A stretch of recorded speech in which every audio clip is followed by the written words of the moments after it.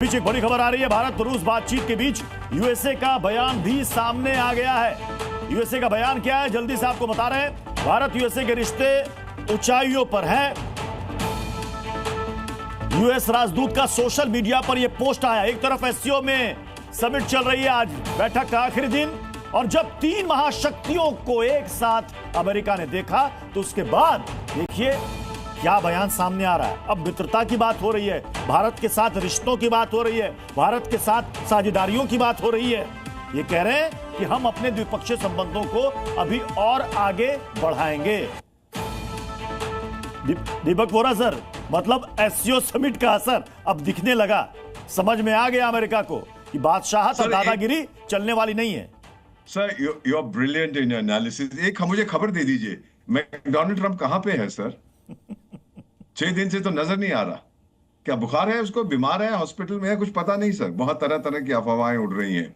But my own feeling is कि इस बार ये जो डॉक्यूमेंट, सर, पीएम ने स्टेटमेंट दे दी, इसने स्टेटमेंट दी, उसने स्टेटमेंट दी, मैं उनका इतना ध्यान नहीं देता। फाइनल डॉक्यूमेंट हमारे लिए बहुत जरूरी। मेरे पास सारे पढ़े हैं एससीओ के फाइनल डॉक्यूमेंट। ये सबसे मजबूत है आज तक, the strongest for anti terror. अभी मुझे पता नहीं कि वो जो बदमाश शरीफ वहां बैठा है उसने भी कुछ भाषण दिया होगा, और मैं अब जानता हूं वो क्या कहा, मैंने सुना नहीं है सर। पर मेरा गेस ये है, मेरा एस्टिमेट, अजी मेरा देश कितना पीड़ित है आतंक से, हम दुनिया में सबसे ज्यादा परेशान हैं। देखो वो अफगानिस्तान ठोक रहा है, बलोच हमें ठोक रहे हैं, दूसरी तरफ से आईएस हमें ठोक रहा है, और विदेशी ताकतें उनका समर्थन करती। ये जो उसको लिख के पिंजरे वाली मुनरिया ने दिए थे वही पड़ेगा। चेहरा देखा था, भीगे चूहे की तरह वहां बैठा हुआ था। और जब पीएम और पुतिन साहब हाथ में हाथ डाल के गुजरे तो वहां साइड पे खड़ा था। मैंने सोचा ट्रे लेके खड़ा हुआ पानी पिलाने के लिए, पर पानी पिलाने के लिए नहीं खड़ा था।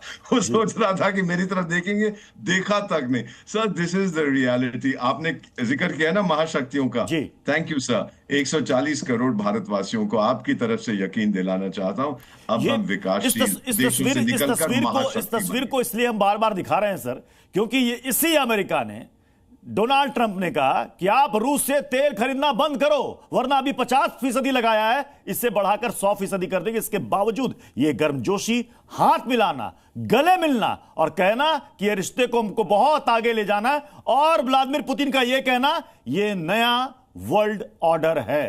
तो ये साफ साफ अमेरिका को एक बड़ा मैसेज, या मैं कहूं कि सर कड़ा मैसेज आ चुका है। बंद करो दादागिरी, दिन लद गए तुम्हारे। और मैं एक सवाल पूछना चाहता हूं, वो अमेरिकन चार्टर्ड अफेयर जिन्होंने ये पोस्ट किया, ये रिश्ता क्या कहलाता है? टाइगर, आप लोगों को मालूम नहीं है, ये रिश्ता बराबरी की दोस्ती कहलाता है। पुतिन साहब ने ये बताने की कोशिश नहीं की कि मैं शहनशाह, तू मेरा सिपाही। बराबरी पे, इक्वालिटी, रिस्पेक्ट, डिग्निटी, ये सारी चीजें जो प्राइम मिनिस्टर कहते हैं वही पुतिन साहब ने दिखाई है। तो अमेरिका को शायद समझ आ जाएगा कि हम दुनिया में अकेले पड़ते जा रहे हैं। मागा नहीं है, मां है, मेक अमेरिका अलोन अगेन।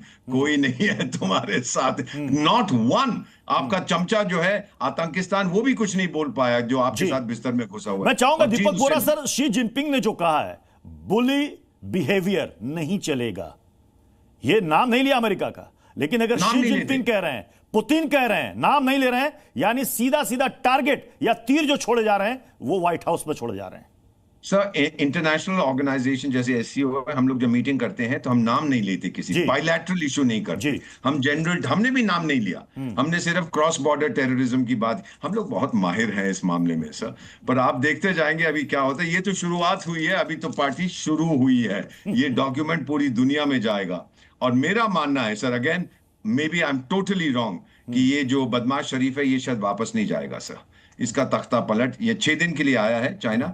मेरा ख्याल उसका इरादा था कि यहीं पर जो कुछ है मैं यहीं बस जाऊंगा और वापस नहीं जा। मेरा मानना है कि वो पिंजड़े वाली मुनरिया 2-4 झापड़ मार के इसको कहेगा अब तू घर बैठ जा, तेरी कोई जरूरत नहीं। That's my feeling. हो सकता है मैं सर ये कहना कि रूस यूक्रेन युद्ध के लिए रूस जिम्मेदार नहीं है, इसके लिए पश्चिमी देश जिम्मेदार है, इसके लिए नाटो जिम्मेदार है, और इस बात पर एससीओ के सभी देशों का हामी बनना, ये क्या कह रहा है सर? ये कहलाता है कि आप लोग जो नैरेटिव स्पिन कर रहे थे, लोग बड़ी बड़ी बातें करते हैं कि फॉरेन पॉलिसी में नैरेटिव बड़ा जरूरी होता है, वो नैरेटिव नहीं चलता है सर। हकीकत एक चीज होती है, अफसाना दूसरी चीज होती है।